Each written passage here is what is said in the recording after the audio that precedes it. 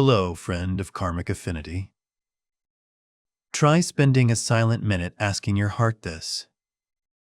What percentage of your daily fatigue and stress comes not from events that actually happen, but from your attempts to control things that are inherently uncontrollable? We are often taught that being strong means holding on tight, straining to master every situation, from work in the future to the emotions of those around us. But paradoxically, the harder we try to hold on, the more insecure and exhausted we feel. That control is like an invisible cage, imprisoning your freedom and peace. Today, I want to invite you into a different journey. A journey of building a resilient spirit, not by constructing thicker walls, but by learning the art of letting go. Join me through 5 profound lessons of wisdom, from Buddhism, to rediscover true inner strength, where external storms can never reach. Let go, or be dragged. My dear friend, there is an ancient Zen proverb that is deeply poignant. Let go or be dragged. This life is like a fast-flowing river or a carriage rushing forward. If you stubbornly cling to a rock, a patch of grass, or try to hold on to something that has already passed, the current will not stop for you. On the contrary, it will drag you along the rough ground, leaving you bruised and in pain. We often mistakenly believe that holding on is a sign of strength, love, or loyalty. But look at the classic metaphor taught by the Buddha. Holding on to anger, resentment, or regret is like grasping a glowing hot coal with your bare hands, waiting to throw it at someone else, before that coal ever reaches them, and perhaps it never will. Your own hand is the first to be burned. You are the first and only one to suffer that terrible heat. Why do we feel the pain yet refuse to let go? Because we are afraid. We fear that if we let go, we will lose out, become weak, or fail. But please understand correctly. Letting go is absolutely not surrender, or the denial of responsibility. Letting go is an act of extraordinary wisdom and courage. It is when you realize that the event has already happened, the person has already gone, and your continued resistance to reality only increases your suffering. Suffering does not come from the event itself, but from our resistance to that event. When you choose to open your palm and let the coal fall to the ground, the wound may still be there, but the burning stops immediately. You are no longer dragged by the past or by expectations. You stand up, dust yourself off, and walk away with a sense of freedom. Right now, I invite you to look deep into the palm of your mind and ask a most sincere question. What am I clinging to that causes me pain? Is it an old promise, a fractured relationship, or a perfect image of yourself? Name it, and gently allow yourself to loosen your fingers. Remember, you can only have free hands to receive the new gifts of life when you are willing to set down the hot coals of yesterday. Observe without absorbing. Once you have let go of the burden of external attachment, we need to learn how to face the storms that continue within. This second lesson will help you build the strongest mental shield, the skill of observing without absorbing. My dear friend, the biggest mistake that makes us weak is that we often unintentionally identify ourselves with temporary emotions. When anger strikes, we believe, I am a hot-tempered person. When fear appears, we believe, I am a weakling. We let emotions die our entire being. But listen closely to this. You are not your emotions. You are not your anxiety. Imagine your true consciousness as vast and immense as a deep blue sky. Those feelings of joy, sadness, anger, or fear are merely clouds and storms passing across that sky. There are days when the sky is clear, and days when dark clouds swirl with lightning. But no matter how violent the storm is, can it wet or hurt the sky? The answer is no. The sky is always there, behind the clouds, open, silent, and whole. The sky allows the storm to pass through, but it never becomes the storm. You are that sky. To apply this to life, imagine you are standing in a noisy, chaotic room. You hear shouting and jarring music, but you do not need to shout along with them. You simply stand there, observing the noise without letting it enter you.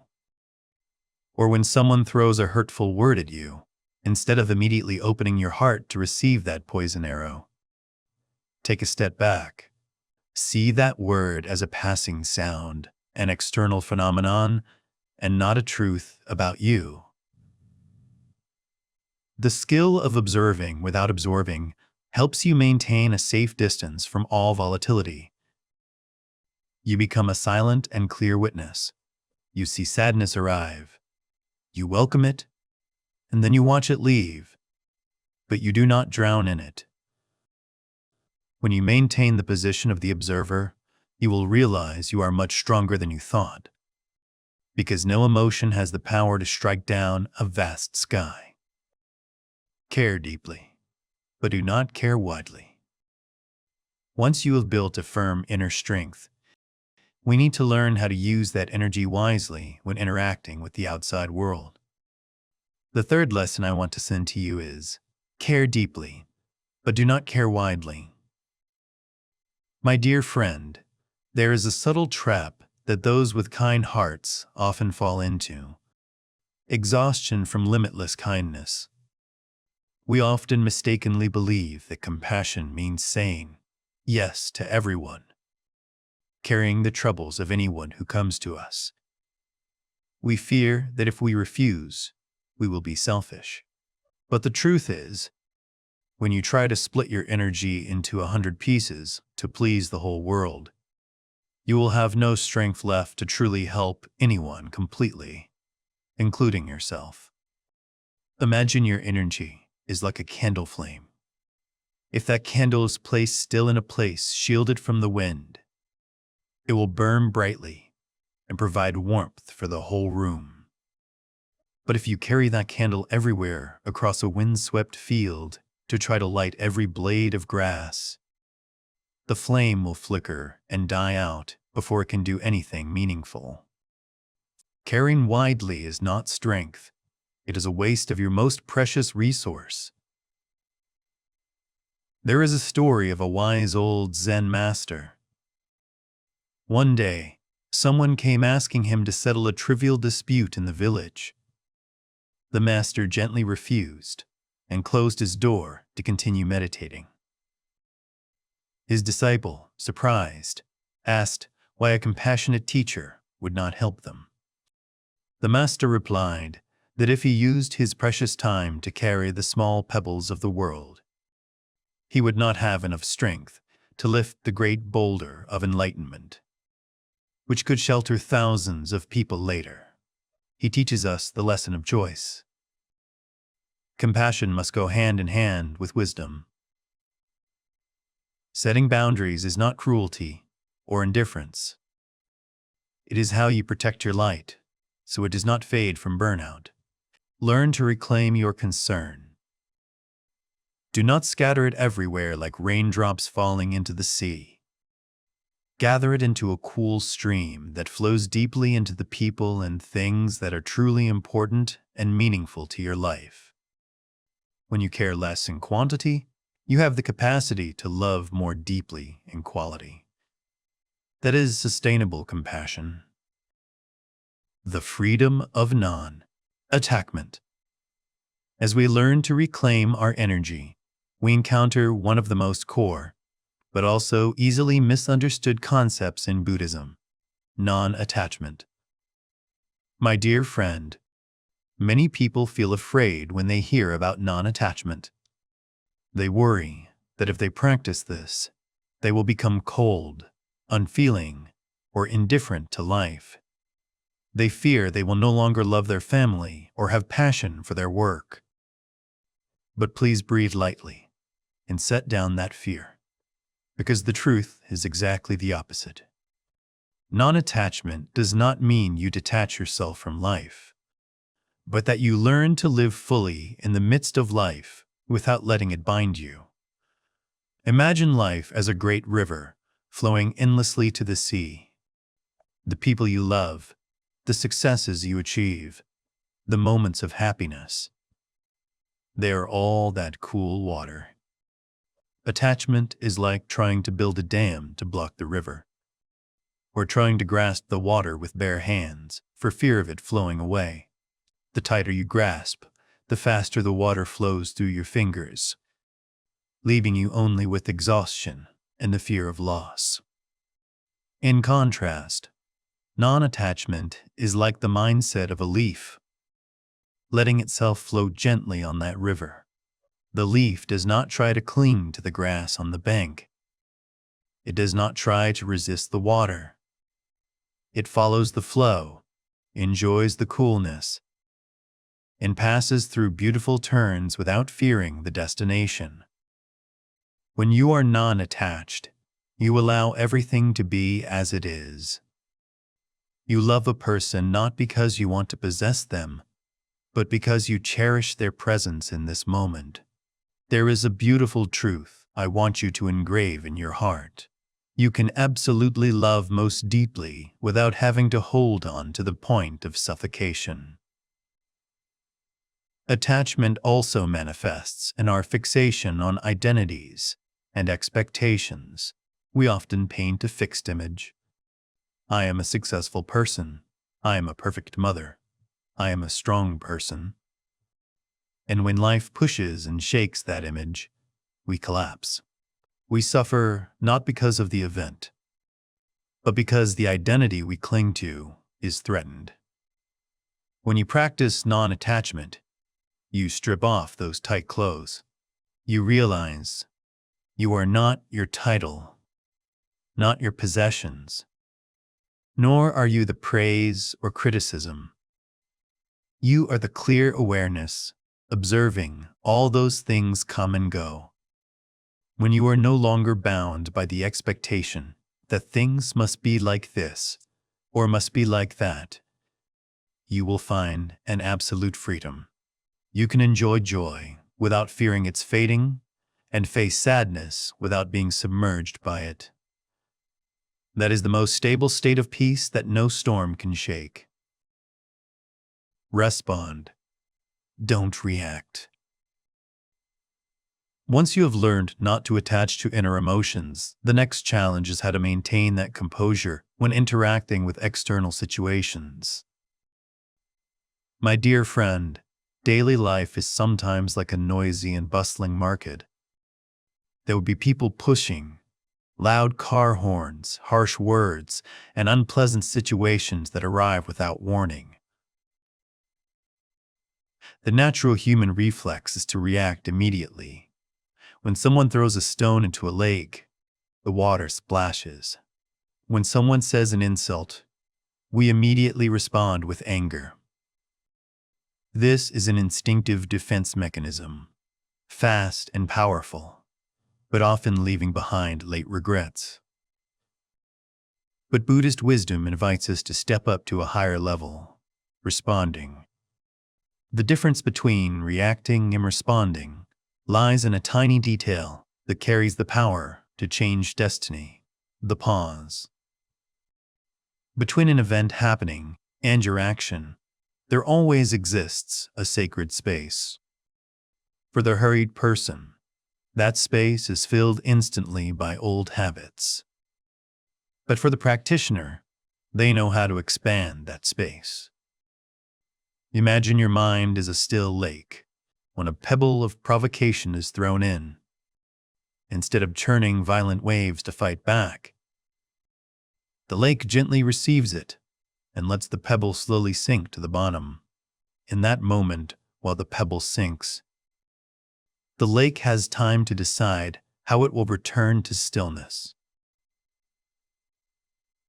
That is responding. Responding is when you slow down for a beat. Take a deep breath to connect with the wisdom within before releasing a word or action. The breath is the safety brake that helps you stop right before the edge of losing control. When you stop, you shift control from the amygdala, the seat of fear and anger, to the prefrontal cortex, the seat of clarity and compassion. You realize that you have a choice. You can choose to shout, or you can choose to smile in silence. You can choose to argue to win or lose, or you can choose to understand to preserve the relationship. The best saying I want you to remember in stormy times is that pause is everything. It is in the brief silence of a breath that you regain mastery over your life. You are no longer a puppet pulled by external circumstances. You become a peacemaker. When you choose to respond with composure instead of reacting with temper, you not only protect your own energy, but also have the ability to dissolve the tension of the person opposite you. That is the quiet but great power of a cultivated person. My dear friend, we have traveled together through 5 lessons to build a resilient spirit. From letting go of the hot coals of attachment and learning to observe like the vast sky, to limiting kindness to protect energy, the art of non-possessive love, and choosing calm response. All these things converge on a single point: presence. Right at this moment, I invite you to set aside all thoughts, all worries about tomorrow, or regrets about yesterday. Join me in a small exercise to anchor the mind back to the home of the present. Sit comfortably, relax your shoulders, and gently close your eyes. Take a deep breath. Feel the cool air entering your chest, bringing life and fresh energy. Exhale very slowly. Exhale very slowly. Exhale. Feel the relaxation spreading throughout your body, casting off all stress and sorrow. Inhaling, I know I am here. Exhaling, I smile at myself. In this breath, there is no past, no future, only the peace that is present. Feel the stability of the ground beneath your feet. Feel the openness of the space around you. You are safe. You are whole. And you are free. Peace is not a distant destination that you must struggle to find. Peace is the way back. It is always there, right inside you, just waiting for you to stop and recognize it. When you know how to return to take refuge in the breath, in your own presence, then no matter how crazy the world outside is, your soul will remain an inviolable temple of stillness.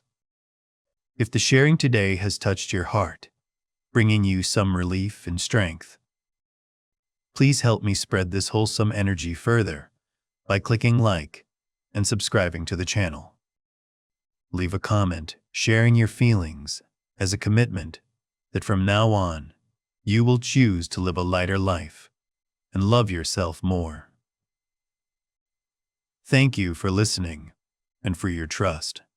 May you always be as stable as a mountain, as relaxed as a cloud, and as clear as a cool mountain stream.